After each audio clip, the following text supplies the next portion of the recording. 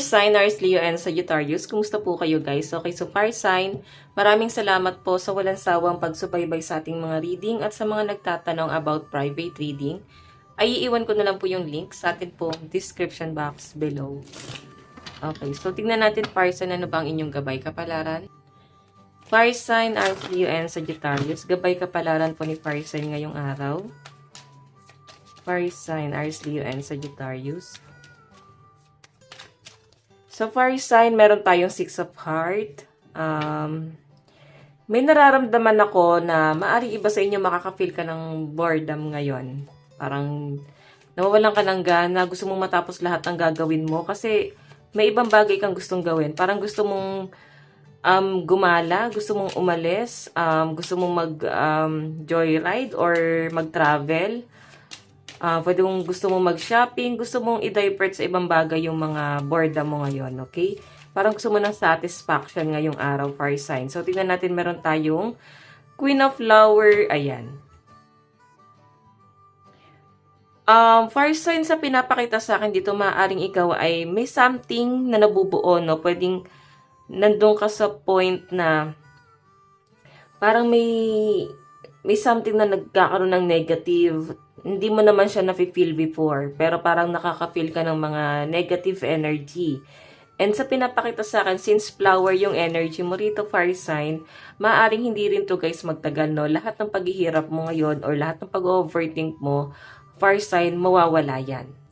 Kumbaga fire sign, hindi mo rin tatambayan to ng matagal, no? Maaaring apektado ka lang dahil sa mga nangyayari ngayong February, kasi may transit na nangyayari ngayong February. So, lahat ng zodiac sign, makaka-apekto to, no? Tignan natin. Fire sign, Aries, Leo, and Sagittarius.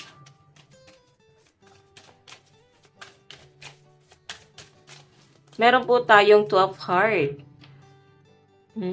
So, may pinapakita sa akin dito, guys, na merong isang tao rito na pwedeng someone you love, karelasyon mo, maaaring nafe-feel mo na nagbago siya, nafe-feel mo na hindi na siya guys ganon ka-focus sa relationship yung dalawa. Okay? And nakikita ko rito, maaari kasi guys na busy yung person mo sa family niya kung bakit hindi kanya napagtutuunan ng pansin dito, fire sign. Usog ko lang to guys. Okay? Kumbaga parang ngayon niya lang kasi makakasama yung family or maaring ngayon lang sila nag-banding ng ganito, fire sign. Kasi nandito yung family. Ayan, dami nila dyan, no? Okay? And sa pinapakita sa akin, guys, family-oriented kasi yung person mo. And, ayun nga, parang kailangan mo siyang bigyan din ng time or na mag-banding sila ng family niya. And nakikita ko naman dito, guys, na gusto niyang bumawi sa'yo. Ayan, no? Two of Heart. Gusto niya rin, guys, bumawi. Ang nakikita ko naman, guys, na mahal ka ng person mo. And ikaw, nakikita ko na may something rin sa'yo. Queen of Flower, parang nafe-feel mo rito na parang mas tumitindi yung pagmamahal mo sa kanya. Or parehas kayo. Okay? Nakikita ko fire sign na hindi mo siya na-feel before. Parang wala lang sa iyo yan dati. Pero ngayon guys, nakikita ko na tumitindi yung pagmamahal na yon. Okay? So, tignan natin. Kasi flower ka eh. So, change direction. May changes na nangyayari sa emosyon mo. Sa personality. Sa pang-araw-araw na pamumuhay, everyday routine, may nagbabago talaga, fire sign. Okay? So, yun guys, ang lucky number mo is 3, 40, and 19. Tignan pa natin, fire sign. Itaas muna natin to. Overall energy ni fire sign, meron po tayong focus on the positive. Diba? Medyo negative yung mga iniisip mo, kaya nga sinasabi sa'yo dito, focus ka sa positive. Tulungan mo yung sarili mo na makaalis sa negatibo and isipin mo na okay yung mga nangyayari para yun lang guys yung naiisip mo, yun lang yung na-attract mo, puro positibo lang, okay? Parang kailangan mo kasing maging masaya. Nakikita ko na parang naboboard ka lang talaga at napofrustrate ka kung bakit nakakapag-isip ka dito ng mga negative. Actually, wala namang problema, fire sign, no? Nakikita ko lang yung parang nagkakaroon ng transformation or parang nagbabalance. Pwedeng masaya ka, biglang nalulungkot. Okay? Tignan natin. Meron po tayong believe in your good luck. Ayan. So, far sign, nakikita ko rito na lahat ng paghihirap mo, may ibsan na yan, no? Kumbaga, babalik ka na sa dati mong lakas, no? Ayan, no? Babalik na siya, yung mga bagay na nawala sa inyo. And nakikita ko rito na magtiwala ka daw ulit sa kakayahan mo kung ikaw ay nawala ng lakas ng loob. Okay? Meron po tayong work through your feelings. Ayan. Ang mas importante rito, guys, mo-overcome mo lahat ng mga negative energy na nafe-feel mo rito. Okay? Pwedeng na-absorb mo yan sa mga taong nakakasalamuha mo. Kailangan mo silang iwasan, fire sign. Kasi nga negative sila eh.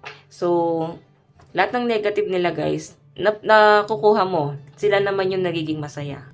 Okay? Kaya nga mas maganda rito, guys, na lumayo ka sa mga negative na tao, lugar, sitwasyon. So, magtiwala ka lang sa sarili mo kasi maganda naman, guys, yung nakikita ko rito. Kailangan mo lang daw pagtuunan ng pansin yung sarili mong pag-grow, family mo, and huwag ka na mag-overthink kasi maaaring nahahawa ka kasi sa ibang tao kung paano ka makitungo ngayon sa person mo dahil nakuha mo yan sa ibang tao. Okay? Na negative din. Tignan natin pagdating sa inyong career finances, pagdating sa inyong financial, sa finances po ni fire sign. Meron po tayong page of wands.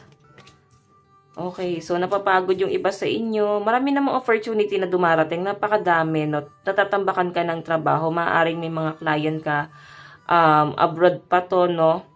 Nakikita ko fire sign na parang gusto mo nang matapos to kasi after nito, gusto mo nang mag-travel, gusto mo nang magliwaliw, gusto mo nang mag-enjoy. Okay, gusto mo nang mag-relax sa pinapakita sa akin, okay? Ay no, ang bilis ng opportunity na dumarating sa'yo. Darating ka nga sa point, first, and talagang pagod ka sa dami ng trabaho mo, matatambakan ka. Pero worth it naman, guys, kasi malaki din yung pasok ng pera sa inyo. Yun nga lang, pagod ka talaga. Nakikita ko ito nga yung blessing na dumarating sa inyo, guys, okay? Yung work through your feelings, ito lang, guys, yung sinasabi dito. Huwag mo daw abusuhin yung sarili mo kakatrabaho. Nakikita ko yung pagiging passionate mo sa trabaho ngayong araw. So, ayan, sabihin na natin maraming opportunity dumarating pero magpahinga pa rin, guys. Huwag abusuhin yung sarili. Okay, so tignan natin pagdating sa inyong love life. Love life on fire sign. Ayan, ang daming sasakyan dito. Okay, pagdating sa yung love life, fire sign, Aries, Leo, Sagittarius. Meron po tayong wedding. Alam nyo, guys, ilang araw na lumalabas tong wedding. Okay? Yun nga lang, guys, nasasaktan kayo. Ang sinasabi sa akin dito, guys, maaaring nag-overthink ka kasi or pwedeng nagkakaroon ka ng insecurity pagdating sa ibang relationship na parang bakit sila kinakasal na, bakit sila okay sila, bakit kami parang hindi ganun. So, napagkukumpara, no? Fire sign, ayusin ko lang to. Wait lang po. Ayan, so ayan. Kanina kasi, guys, parang hindi pantay. So, fire sign sa pinapakita sa akin dito, merong wedding. Ang problema lang, guys, sobrang busy pa kayo parehas ng person mo. Pwedeng hindi nyo, guys, ito gano'n naiisip. Pwedeng nakikita mo na parang wala pang plano yung person mo. Nasasaktan ka kasi ikaw gusto mo na ng higher commitment. Okay, yung person mo, guys, distracted siya kasi marami siyang pinagtutunan ng pansin. Mas marami siya, guys, na parang marami siyang ginagawa, inaasikaso. So, ikaw, iniisip mo yung relationship mo sa kanya. Siya naman, guys, iniisip niya yung problema niya. Pwedeng sa ibang tao or sa family. Mahal ka naman ng person mo. Wala naman ako nakitang hiwalayan. Yun nga lang, fire sign. Nasasaktan ka lang kasi parang hanggang ngayon wala pa rin talaga siyang plano. Okay? Pwede yun yung nararamdaman mo. Iba naman, guys, sa iniisip niya. Kasi nakikita ko marami naman siyang gustong mangyari sa connection yung dalawa. Okay? Maring hindi niya lang, guys, sinasabi yung mga plano niya. Okay, love advice. Oops. This could be the one. I know, you've already met the romantic partner you seek. Sabihin, siya na talaga. Ang problema lang, guys, yung pag-overthink. Okay? And wala siyang ganong time sa'yo kasi meron siyang ibang bagay na inaayos. Napakarami niya, guys, inaayos. Napaka-busy ng person mo. Ikaw walang problema sa'yo eh. Okay? Nakikita ko lang sa'yo, fire sign, yung pag-overthink mo. And, ayun nga, distracted ka. Okay. So, ayun guys, sa bottom of the deck, wedding. Kailangan mo na daw kalimutan yung mga past. Kalimutan mo na yung mga nagpahirap sa buhay mo sa past, lalo yung mga ex mo. Fire sign, sa pinapakita kasi sa akin dito, sila rin yung nakaka-apekto sa inyo kung bakit hindi ka makapag-move forward. Hindi mo mahanap yung tamang tao para sa'yo. Kung ikaw ay single, no, hindi mo mahanap yung tamang tao para sa'yo kasi nandun pa rin sa point na nakasta ka sa past. Okay? Tingnan natin. Meron tayong express your love. Ayun, no.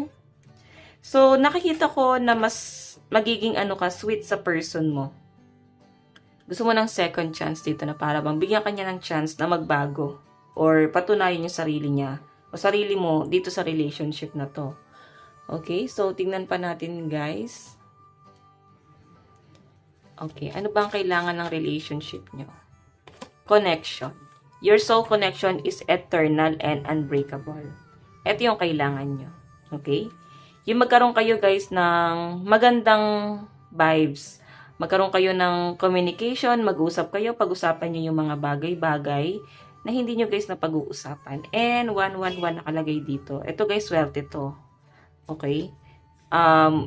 Angel number 111. Sa pinapakita sa akin, fire sign, focus ka lang sa relationship nyo. And I think, pag ginawa mo yon, huwag ka na mag-overthink, makakatulong sa inyo. Okay? So, fire sign, ito lang po ang inyong reading hanggang sa muli. God bless and love you. Thank you.